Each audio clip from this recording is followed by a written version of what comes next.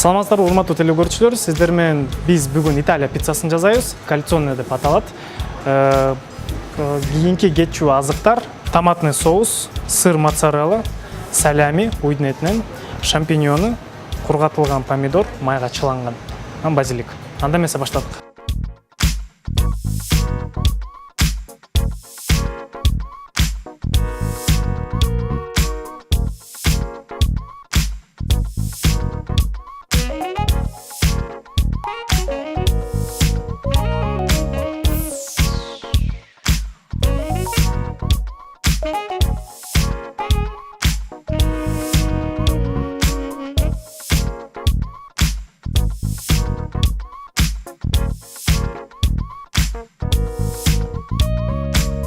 Италия пиццасы кальцоне даяр болду. Тамагыңыздар таттуу болсун.